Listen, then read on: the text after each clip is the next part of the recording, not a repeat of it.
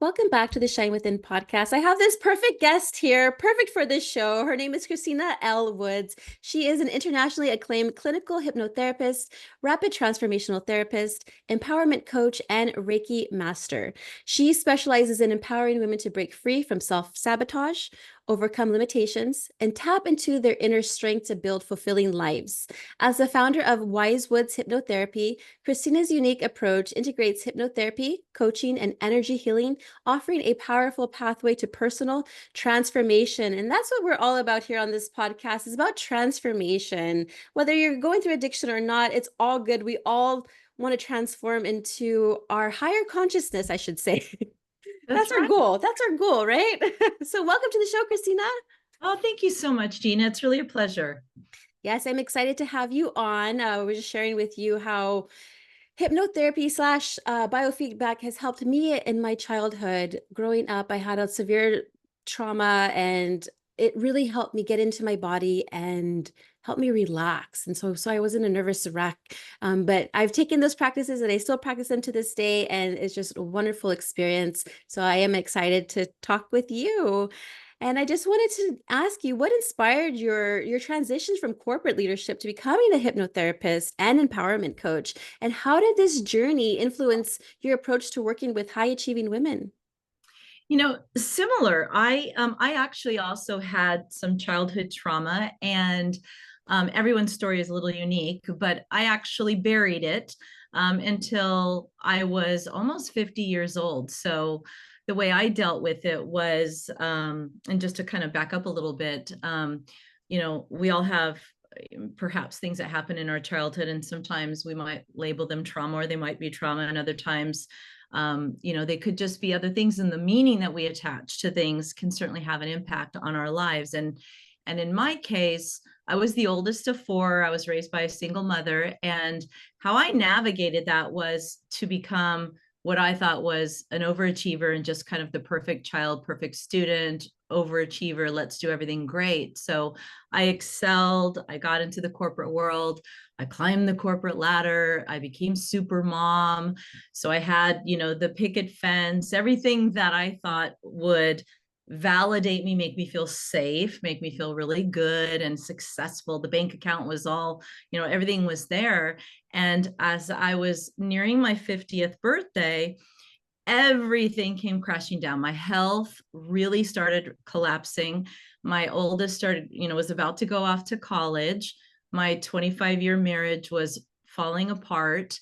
My corporate life, I had just sweat, blood, and tears put into it, this VP traveling around, managing hundreds of people. Nothing felt right. And so I knew at that point I really had to dive in. I knew in the back of my mind there were some things that had happened in my childhood that I just sort of put in a box and just said, forget that. I need to just move forward and excel, and everything will be fine. And so I went within and I did a lot of deep inner work. And I had always been interested in things that were spiritual and metaphysical, perhaps, and meditation. And those were things that were part of my life. But I was a complete stress case, super mom, doing it all. Let's make it look easy. Don't ask for help. I got this. And when it all just kind of came crashing down, I had to really look within and deal with things. And that's when I really, I found hypnotherapy. It really helped me in my own transformation. And through that process, that's when I realized, wow, I had a lot of beliefs about myself that were formed from things that happened to me as a child. And just some things were because that was the meaning I attached, the things I believed about myself that certainly weren't true. But I believed them to be true. And I formed a complete life around those beliefs and built this little castle around it, or a walls, if you will. And when it all came crashing down, I had to really go back and find myself, reinvent myself. And that's what I did. And now I do this work because there are so many people. And even, to this day, I still have beliefs that aren't true about myself. And I'm still always, like you said, it's always a transformation. Let's go back to our authenticity, our true selves, because those answers are not outside, whether it's whether it's alcohol, whether it's people pleasing, whether it's whatever, it's not outside, it's within. And so that's what I do through hypnotherapy and energy work and healing now, is help high achieving women. But whether you work outside the home or not, high achieving women, we're doing it all. Let's find out what are the beliefs you have that might not be true about you, and find out your authentic voice within. And to me, that's my calling now. And this is my second career. So it's pretty incredible. Wow, that's beautifully said. From corporate into your real passion and what you're here to do on earth. It's just amazing. Now, talking about how I used to self-sabotage, obviously, I was trying to mask all the pain that I was having inside with alcohol because I didn't want to feel, and then I wanted to feel like something else. Sure. So, self-sabotage is a common issue among many women. We always try to do, whether we're trying to exercise our way Oh, to yeah. do a any tiny figure, then we make our muscles like, what's going on here? What are you doing to my body? Can you go ahead and explain why we engage in self-sabotaging behaviors and maybe share some practical strategies to overcome them? Yeah, at the very core root of self-sabotage, and there's many, deep definitions and reasons, but kind of at the core is this belief I'm not enough. And so if I'm not enough and I do this other thing, then I'll feel better, or I'll numb it and I won't have to feel that feeling that I don't want to feel, or I don't, I can blame that other person or situation, or I can just disconnect. I can disconnect from that feeling. So there's a disconnection from self, there's a disconnection from, if we believe in a higher power or just our highest version of ourself, our authentic self. I believe we all have at least a higher self, a higher version of ourself. And so, self-sabotage is just when we disconnect from that authentic self. We find another reason to, if I focus on that other thing, I don't have to focus on this thing. And it's again rooted in I'm not enough. And at the core of all of us is a deep desire for connection, and we deeply want to avoid rejection. And I mean, this goes back to a very primal need for us. We don't live in tribes necessarily anymore, but we find a lot of comfort in connection, however we find it, when we have such a fragmented world now. But we do find, you have this podcast for people to connect and listen. We have, our little friend groups, or some ways that we usually find connection. And sabotage can be a way where, believe it or not, we're actually trying to avoid rejection. We don't want to be rejected. So we sometimes will do things because, if I don't do this, I might actually do that other thing that will get me rejected. And I don't want to do that. So I'd rather do this instead. Yeah, it seems like we keep things safe because Yeah. we're too afraid of failure.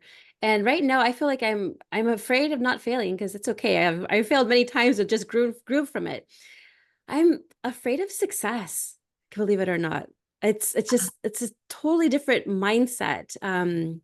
Because I was sharing with you like imposter syndrome, and maybe you can actually talk about imposter syndrome and the definition, but how it actually affects many successful women.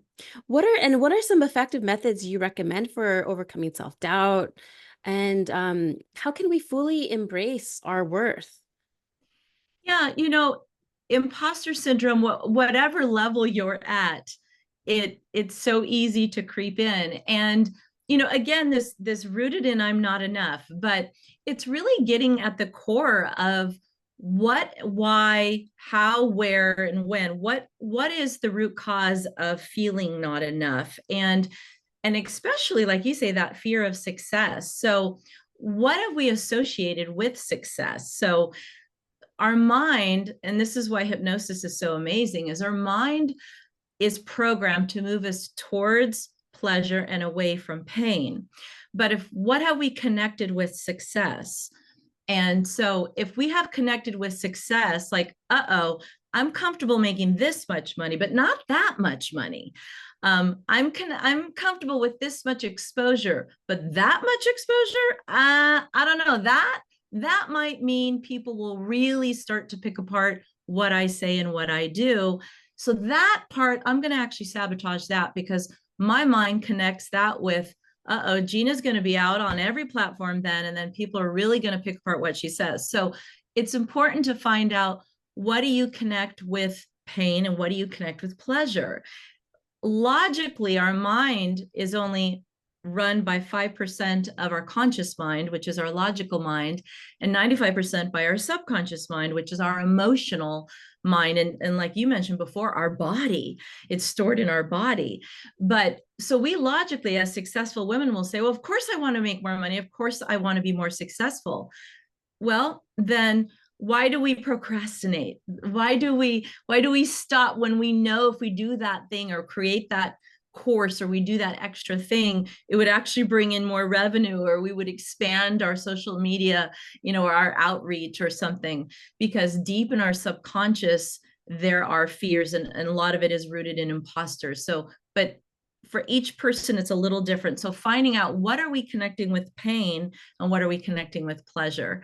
And just so often it's, well, if I do that thing, I might be rejected. What will people think of me? I'm not enough. And so once you find out what that belief is, because it's not the truth about you, once you find it is, we can change that and we can flip it upside down. But we got to get to the root. It's sort of like gardening. If you just chop all the weeds or the plants off the top, they're going to grow back, right? But if you say, I'm going to go in and really garden today and I'm going to pull out all the roots, it might take a little longer, but and you feel really good looking at your garden that day, knowing I pulled out the roots this time. I did a good job this time. And that's how hypnosis is, or some of the other methods you mentioned, biofeedback. It goes in, it pulls out the roots, and then we can change it. So with hypnotherapy, we find out, what is that root imposter syndrome based on? Well, it's based on a fear of you having a deep rooted fear of rejection, because maybe that's what happened when you were 3 or 5. So we need to tell your subconscious mind, you are safe now. You're not 3 or 5 anymore. This is what happened then, but this is now, because your body, your subconscious mind does not know how old you are. It doesn't care if it's right or wrong or good or bad. So if you think about that, it doesn't know how old you are.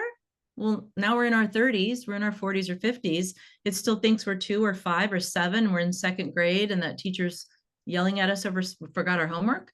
And really, it's because our mom and dad forgot to do it with us, and we think it's our fault. So, again, it doesn't have to be big trauma. It could be these meaning that we attach to things.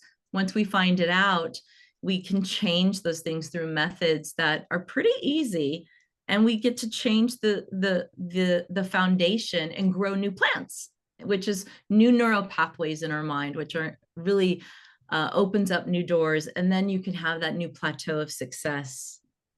Yeah, that's a beautiful analogy with the roots and the garden, because I actually have a garden and we're trying to make it pretty and colorful. And yes, we have to pull out those roots or those weeds, those rooted weeds out of there.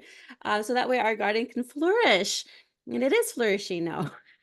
So I think one of my biggest thing is I just don't like to be burnt out, because I'm a mom too of 3 boys. I'm a wife. I do wife stuff, I cook and clean, and I Yeah. do like my business stuff. And I also have a job outside of my home. And so it's a lot. And I've learned to, do some breathing exercises if need be, take walks when I need it, have my alone time, be in meditation when I need to. But in today's fast-paced world, burnout is a significant concern for not just myself, but for everybody, especially for highly achieving professionals. Um, what advice would you actually go ahead and give to someone to help them prevent burnout and maintain long-term success? You know, First of all, most women I meet with, they know they should have some kind of morning routine or time set aside for themselves, but it's usually the last thing that they make time for. Or they'll consider, going to the gym or their exercise, which is fantastic and needed and great to move our body, don't get me wrong. But mindset time, where we have quiet time in our mind, to me, is really where I see the biggest transformations, and time to quiet our body, quiet our mind, where we're not thinking about what we're going to make for dinner. We're not thinking about the grocery list and what kid has what practice going on and who we have to carpool somewhere, and those types of things, or what conference call we have to get on. So quiet time, and things like simple journal prompts. The simple one of tuning into how you're feeling. So something like I, Gina, feel, and just tuning into how you feel. Even if it's I feel really annoyed right now. I feel frustrated. I feel overwhelmed. So often we just want to take our feelings and brush them to the side. And studies have been done that once we allow ourselves to feel, it actually moves through us very quickly. But when we resist the feeling, it stays with us. So that anxiety builds up, that overwhelm builds up. But if we just acknowledge it and honor, okay, I actually feel overwhelmed. And we write, I, Gina, feel overwhelmed because, and we just write one or two sentences. This doesn't have to be a 30-minute journal, every morning.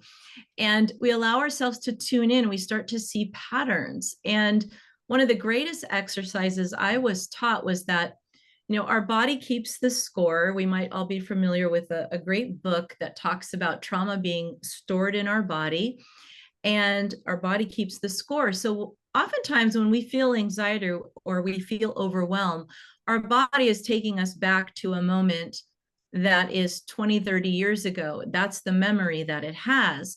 So it's not even registering the truth of what's happening in this moment. It's remembering something from the past. It's a little filing cabinet, often, of corrupt data from the past, maybe even a memory of a meaning we attached.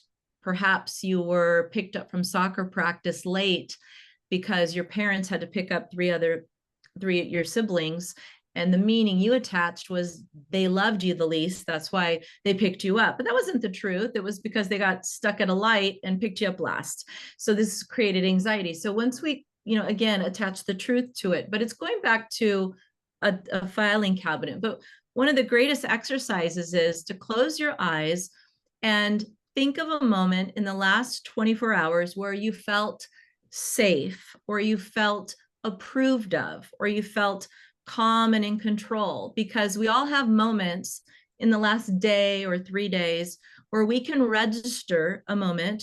Maybe it was hugging someone we loved, or seeing a butterfly, or smiling at a stranger. And when you can register an energy from a prior moment and let your body just sit in that, then think about the day, then think about that feeling that made you feel overwhelmed. We've already changed our energy vibration, and we can look at that problem, and I promise you, you will look at it very different. You won't feel the angst or the anxiety. It's like, whoa, you literally will change your vibration just by, because again, you're changing the memory. So you're like, oh, I felt so wonderful when I hugged that person, or I smiled at that person. I felt safe. My body remembers safety. My cells remember safety. So you're almost teaching your cells to go back to the memory of safety or calmness.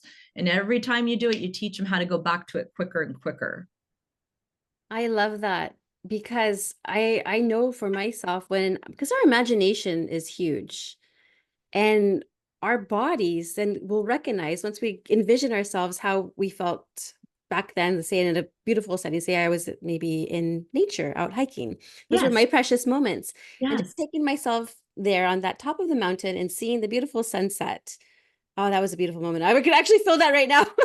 Is that visualizing and then using that imagination. And then, yes, you're right. The cells, that makes total sense. The cells will change and goes back to then. I mean, the human body is incredible, I'd say.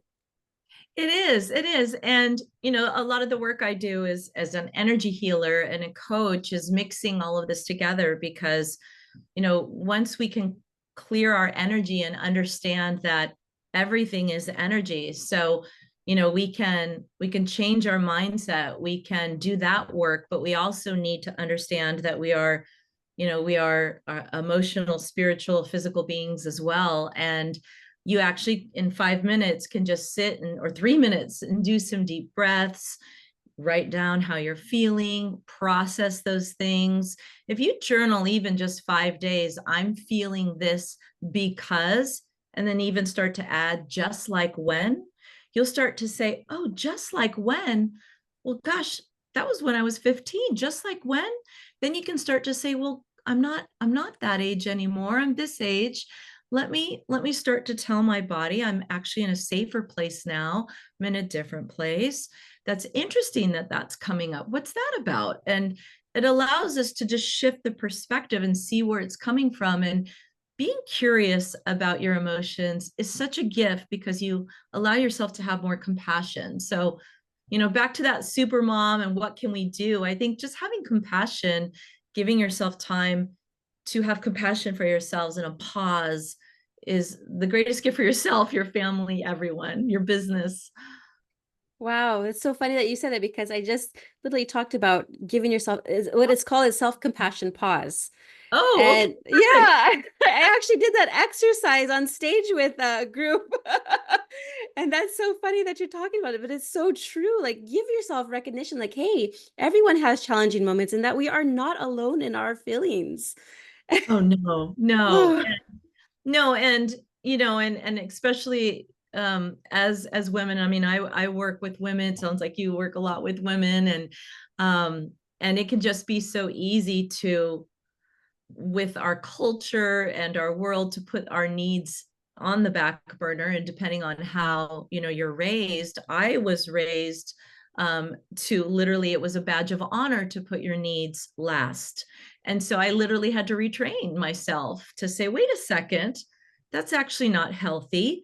I have to retrain myself. And so for many years it felt very selfish to put my needs and to rest, and I can take a nap when I'm tired, or take a bath, or calm my nerves. I had to retrain myself and say, wait a second, I know I was told that it was selfish, but it's actually not selfish.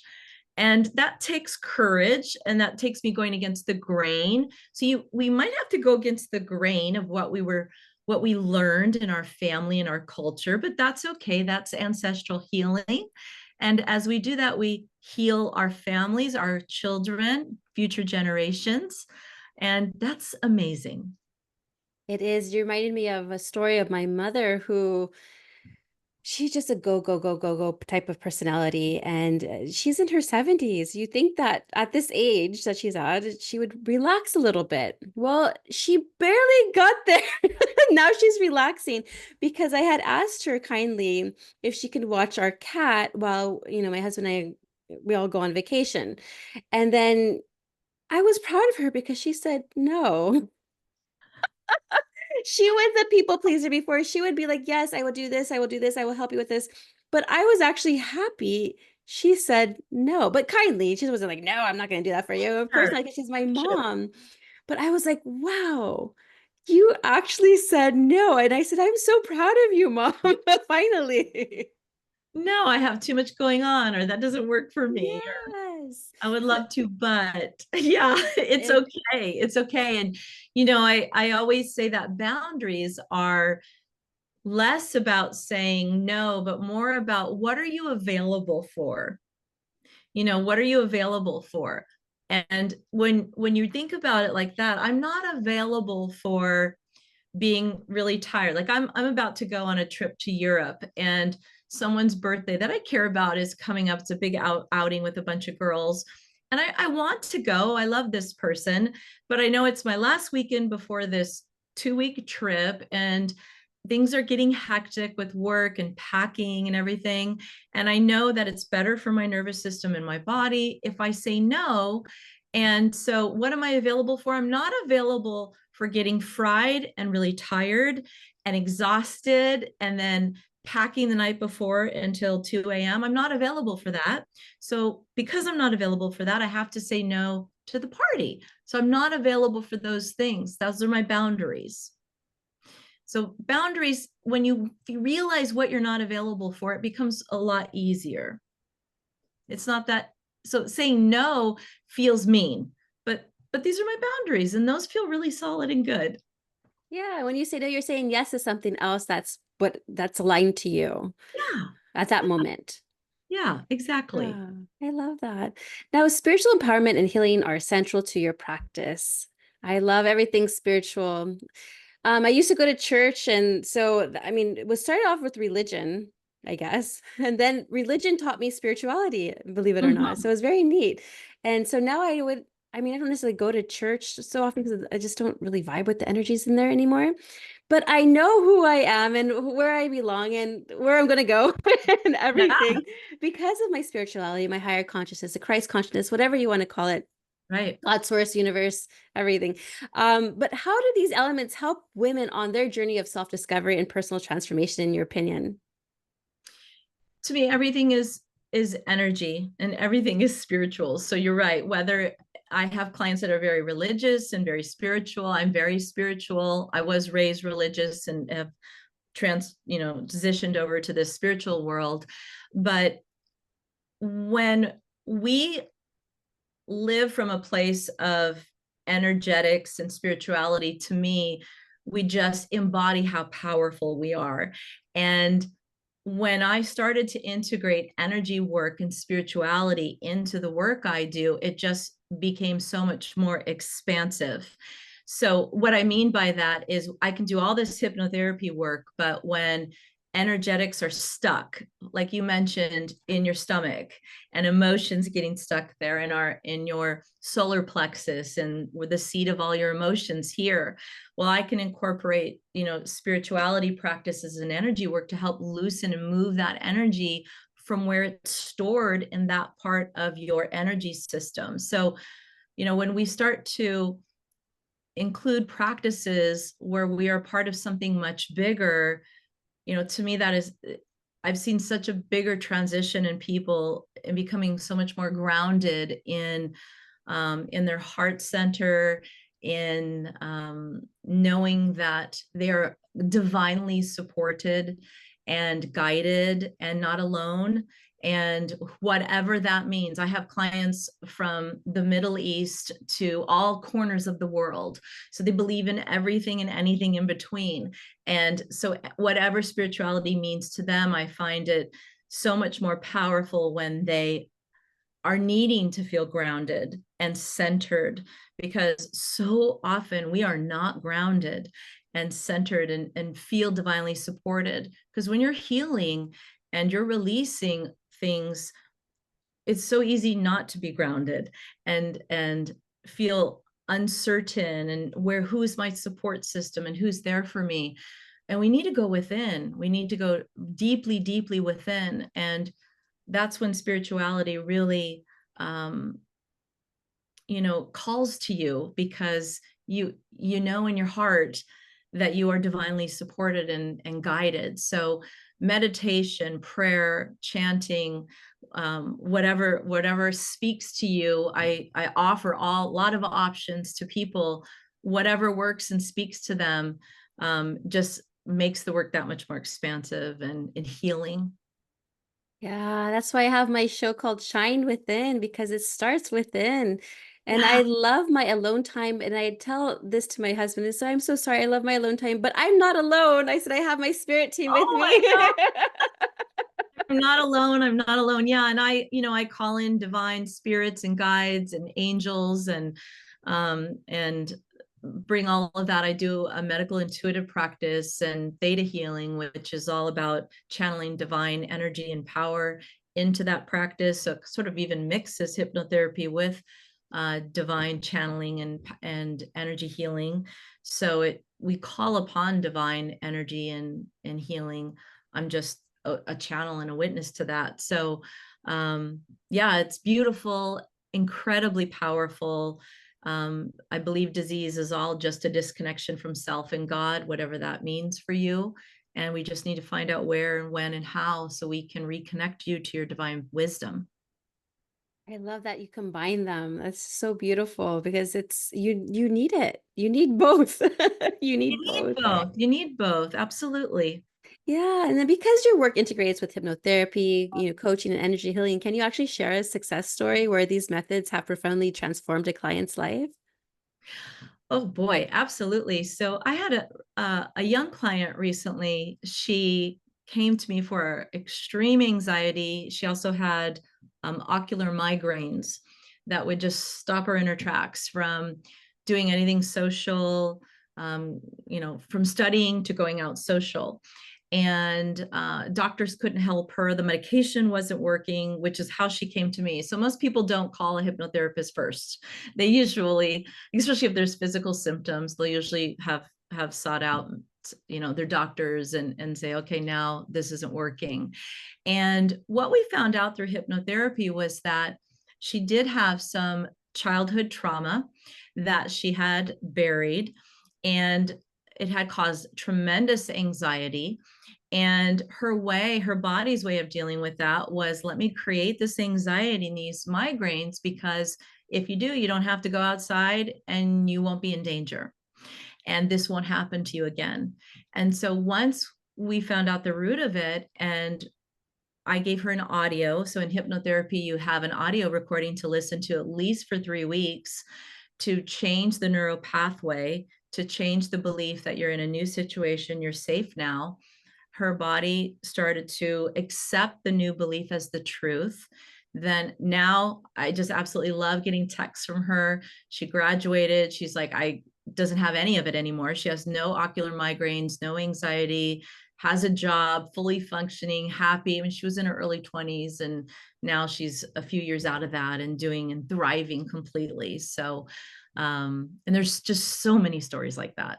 That's so amazing. Oh, and I'm sure it touched your heart just seeing the transformation unfold in front of you. Absolutely. Yeah, That's absolutely. And our mind and our body, is always looking to protect us.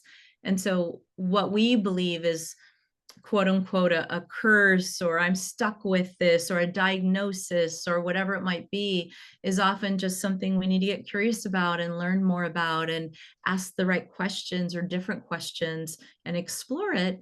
And often, it doesn't appear like a gift, but it's often happening for us for a reason. And once we unfold it, it leads a whole new pathway to wisdom and the answers again within. absolutely. Wow. So, for our listeners who are curious about connecting with you, where can they go ahead and find your website, social media, all that good stuff? Sure, great, thank you. So my website is Christina L Woods, and I'm sure you'll have the spelling out there. And I have a free download, and I'm usually on Instagram the most, and that is at Christina.L.Woods. Wonderful. And then, last question for someone just beginning their journey of self discovery, what initial steps would you recommend them to take to align to their true authentic selves and start creating a more fulfilling life? I the biggest thing I think is as having a pause moment, that compassionate pause moment, carving out a little time in the morning for, I'm a big fan of either affirmation cards or some kind of a deck of a card or something to pull that just inspires you to either journal or read a passage or something that motivates and inspires you. Find a Whether it's maybe a little podcast or something, because I think just asking someone, hey, start meditating, that can be a little overwhelming. There are certainly lots of apps, but you don't know where to start with some of that. But I think that self-reflection time, then it starts to build. You start to just get curious about, okay, I don't like that. That's okay. Find out what you like, but have a moment. And if you don't like the mornings, fine, do it at night. Don't say, gosh, my mornings are too hectic, so I can never do it. Just find what works for you.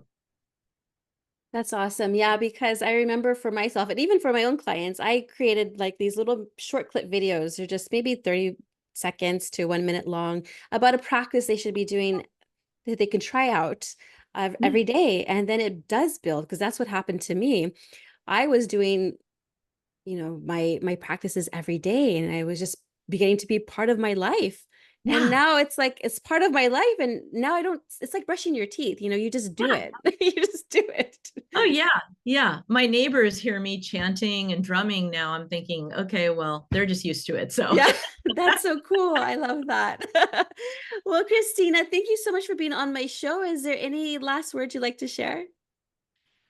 We all are so incredibly powerful. We have the power to heal ourselves. So, the answers are within. And I just want to remind everyone that, yes, we all need support. Find support people like this, in this podcast and what you're doing, Gina. But there's lots of support, but we also have divine wisdom within, and never doubt that. Yes, beautiful. Thank you so much, Christina, for being on my show today. Thank you.